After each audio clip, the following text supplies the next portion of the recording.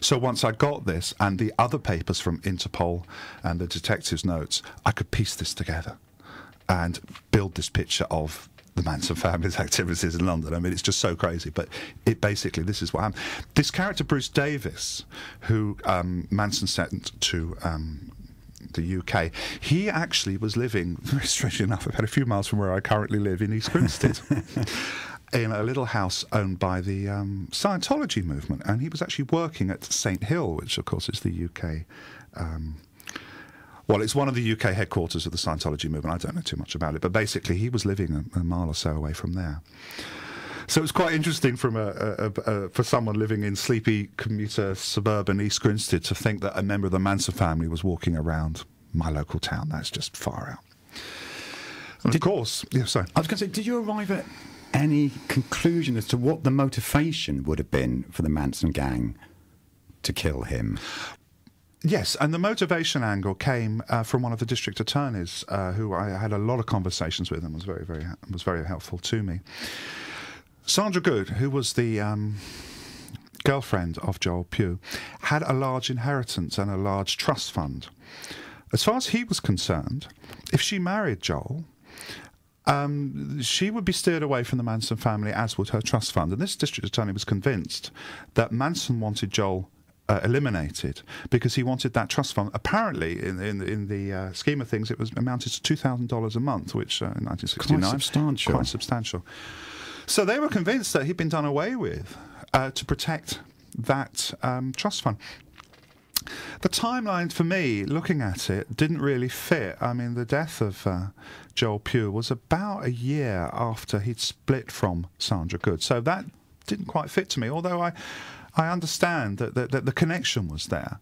So the thing that bothered me, and it bothered me more than anything, was I got the raw footage of an interview, with a contemporary interview with Manson, where he had said he'd sent Bruce Davis over to England to create an effect. And when pushed, he said, there's certain things that go on with the occult which I can't really talk about. So that spooked me. Bruce Davis, I believe, through my researches, was definitely trying to hook up with occultist groups and possibly the Process Church, which of course Manson had an interest in. I had witness reports of him in Manchester, allegedly trying to hook up with the Beatles to deliver them a message. Manchester? In Manchester, he got it slightly wrong. Yes. So there you go, it tells a story. But I also spoke to some employees of Apple, and they remember the phone calls coming through from the Manson family wanting to speak to the Beatles because they said, we've got a message from Charlie. And because the people there said, we don't know what you're talking about. But having said that, one research is Apple. Every nutcase under the sun was contacting Apple. So it was pretty much a clearinghouse for that sort of thing. But they remembered the calls. Well, one of the things that's interesting is you talked about the fact that Sharon Tate was a celebrity, so the murders were headline. Now, obviously, Joel Pugh is a nobody. Yeah. With all due respect, I don't want to denigrate his family and that sort of thing. So I assume that when whatever happened in this flat, or bedstead, or the hotel room, as far as the police were concerned, this was not an issue because there was no pressure on them. The death of Joel occurred just before the arrest of the Manson family. So it was just before? Yeah, before the arrest. Right. So police in the UK had no idea who the Manson family was or Charles Manson. And given that the circumstances, and I got the coroner's report, I got a pathologist's report, I got the local press reports, it all led to suicide. But the manner in which it happened... when you think of the butchery that occurred in the Sharon Tate house and also at the La Bianca house, I mean, there is I suppose there's a similarity in butchery, but I believe it was quite right of the investigators in America to draw a connection, and because Bruce Davis happened to be in the UK at the time. I haven't been able to offer a definitive answer on this. I mean, the other thing is, did other members of the family actually travel to Europe? Because I always imagine them really in California. Do you know what I mean? I don't really think of them actually coming to Europe at all. I did, when I started writing this book, I never thought that it would have any connection other than in Southern California. Yeah.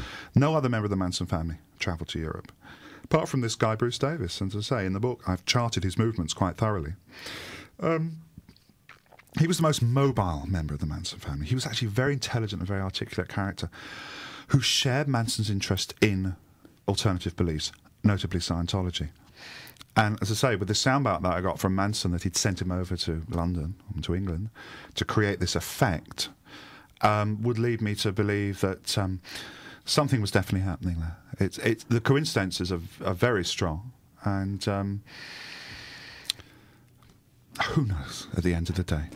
But the most important thing that I had to do in this book was to lay down the facts, to let the reader make up their mind on it. Was he murdered by Bruce Davis? Or was his death invoked by the police trying to draw a connection? Was the detective in America trying to seek some celebrity by engaging with Interpol and saying that there was a murder in England? It's the craziest series of murders that has ever happened. And the myth that has happened, occurred with the whole Charles Manson, has elevated him to this extraordinary high. I was keen to demystify the whole thing. But I mean, would it be fair to say that the jury is still out on whether he was murdered or committed suicide, but it requires more looking at? When the book was released, there were certain quarters in America who were saying the case should be reopened. Oh, right. I don't know. I mean, I believe you contacted the Joel family. Yes, I and did. Do they have any... It's obviously a tricky position for them. Quite tragic. Yeah, I mean, I'm sort of... It was the hardest thing I've ever had to do as a journalist, to ring up a member of a family and say, I've got some I've got some new information regarding your brother, his death, because they're convinced, obviously, that it was a suicide. So that was very tough. By uncovering the entirety of this letter, which said I wouldn't want to happen to Joel what happened to me, it's put things in a better perspective for them. But yes, I suppose there'll always be a question mark hanging over this. Right, well, unfortunately, we're going to have to wrap up shortly. But one of the things I'm going to ask the listeners to do is I read your book, and I thought, talking about Charles Manson having such an eccentric take on the Beatles, I started looking at this book thinking, how many dubious London connections can I possibly make? And I started coming up with some which were pretty good. Polanski met Sharon Tate in London, I believe. He was actually in London when it happened.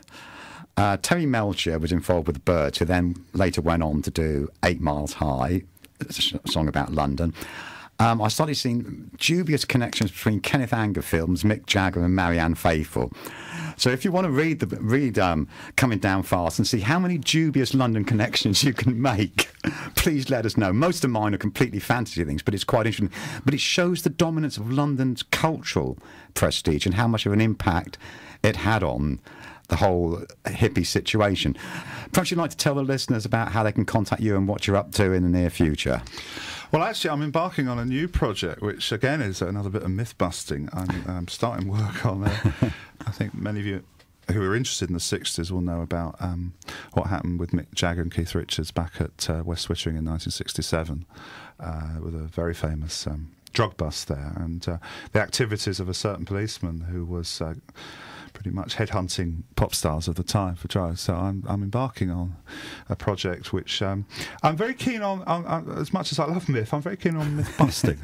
And what better to start with the 1960s, where myths abound to this day.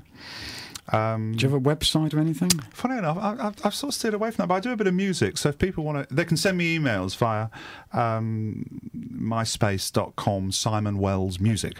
Don't worry, we'll put that on our website if they didn't catch it. Yeah? Yes, you can get to me from there. The book's called Charles Manson Coming Down Fast. As some of our listeners might know, I work at Houseman's and we always keep this book in stock. So if you want it, drop round to 5 Caledonian Road. Just to wrap up, I'd just like to point out that we have changed our web address. It is now loststeps.org. So if you want to listen to any of our previous series, get information about Simon and various other things, please look us up. Thanks very much, and thanks very much for coming in. It's been a fascinating discussion. My pleasure.